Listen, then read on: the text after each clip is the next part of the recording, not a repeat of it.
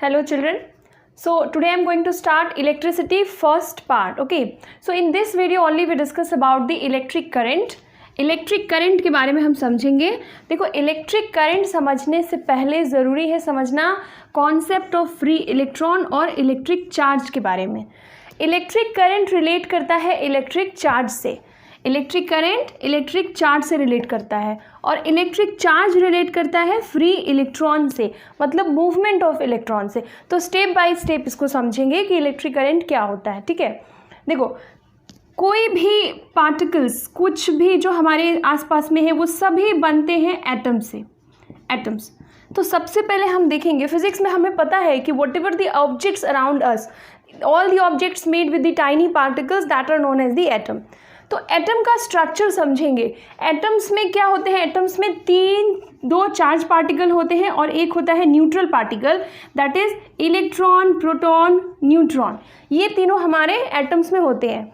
Electron negative charge, proton positive charge और neutron neutral होता है, इस पर कोई चार्ज नहीं होता है. तो एटम्स में चार्ज पार्टिकल कितने हुए, दो, प्रोटॉन और इलेक्ट्रॉन. अब ये प्रोटॉन कहाँ सिचुएटेड होता है, ये प्रोटॉन सिचुएटेड होता है बिल्कुल सेंटर में यानी कि न्यूक्लियस में.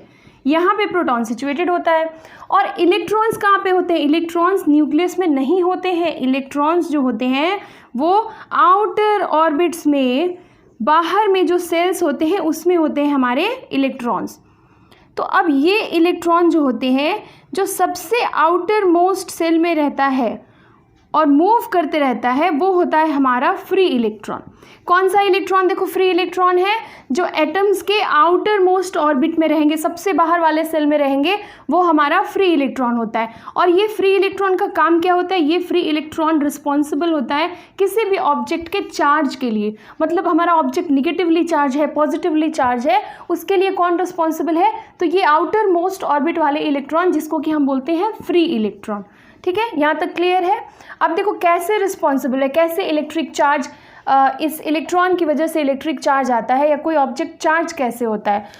अब हम समझेंगे कि फ्री इलेक्ट्रॉन किस तरीके से रिस्पॉन्सिबल है किसी भी ऑब्जेक्ट के चार्ज के लिए.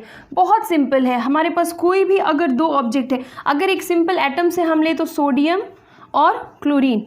सोडियम में जब आप बनाओगे इसका तो आउटर मोस्ट ऑर्बिट में सिर्फ एक इलेक्ट्रॉन होता है सोडियम में, लेकिन क्लोरीन में आउटर मोस्ट ऑर्बिट में हमारे 7 इलेक्ट्रॉन्स होते हैं.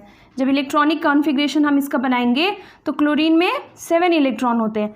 तो ये एक इलेक्ट्रॉन सोडियम से क्या होता है, क्लोरीन में ट्रांसफ़र हो जाता है. तो जैसे ही ये इलेक्ट्रॉन ट्रांसफ़र हुआ ये सोडियम हमारा हो जाता है Na पॉजिटिव और ये क्लोरीन हो जाता है Cl निगेटिव. तो देखो जैसे इलेक्ट्रॉन ट्रांसफ़र हुआ ये एटम जो है ये चार्ज्ड हो गया. सिमिलरली कोई भी दो अगर ऑब्जेक्ट हमारे पास होता है तो जिससे इलेक्ट्रॉन ट्रांसफ़र होता है ये भी चार्ज होगा और ये भी चार्ज होगा. इलेक्ट्रॉन जिसमें ट्रांसफ़र होगा वहाँ पे एक्सेस इलेक्ट्रॉन होंगे तो ये नेगेटिव चार्ज होगा, और यहाँ से इलेक्ट्रॉन रिमूव हो रहा है तो ये पॉजिटिव चार्ज हुआ.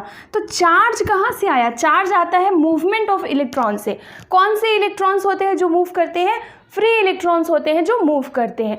यही फ्री इलेक्ट्रॉन हमारे किसी भी मेटेलिक कंडक्टर में भी मूव करते हैं.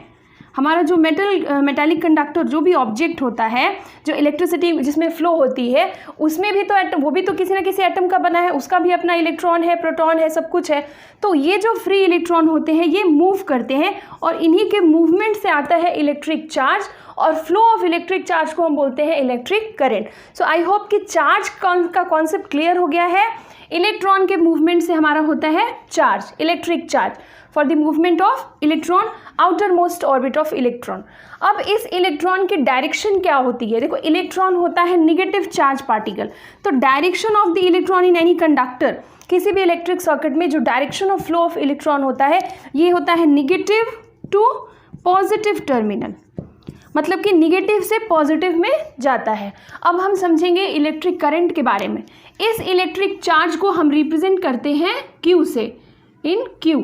Now we understand about electric current. देखो अब हम समझेंगे इलेक्ट्रिक करंट के बारे में. ठीक है, इलेक्ट्रिक करंट को हम रिलेट करेंगे इलेक्ट्रिक चार्ज से. सिंपल वर्ड्स में हम बोलते हैं इलेक्ट्रिक करंट क्या है, electric current is the flow of electrons in a conductor, flow of charge in a conductor. लेकिन इसको अगर हम प्रॉपर डेफिनेशन देखेंगे तो इलेक्ट्रिक चार्ज से हम कैसे बोलेंगे, electric current is expressed by the amount of electric charge. इसी इलेक्ट्रिक चार्ज को हम रिप्रेजेंट करते हैं कैपिटल क्यू से। समझना, अमाउंट ऑफ इलेक्ट्रिक चार्ज जो कि क्या हो गया, Q, flowing through a particular area per second, यानी कि ये जो हो गया मेरा टाइम हो गया।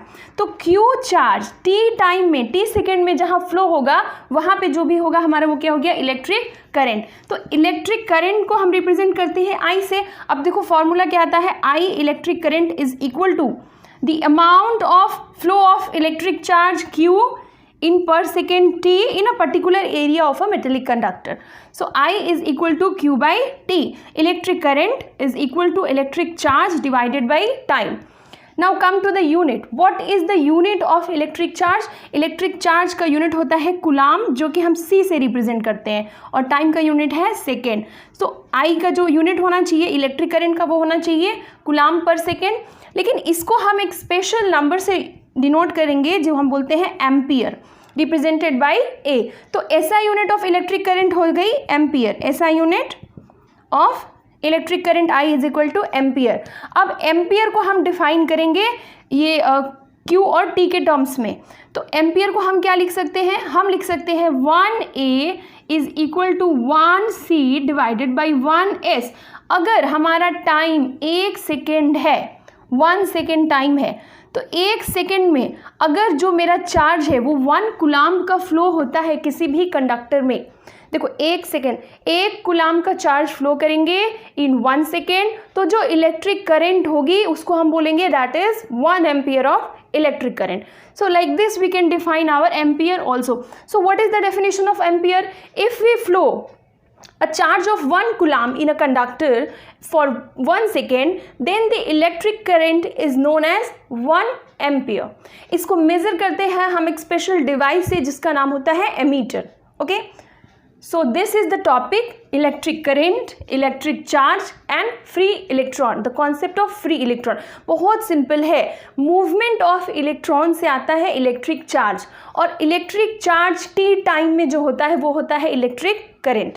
If you like the concept, if you like this video, then please share and inform so that I will make the next video on the topic potential difference and electric potential.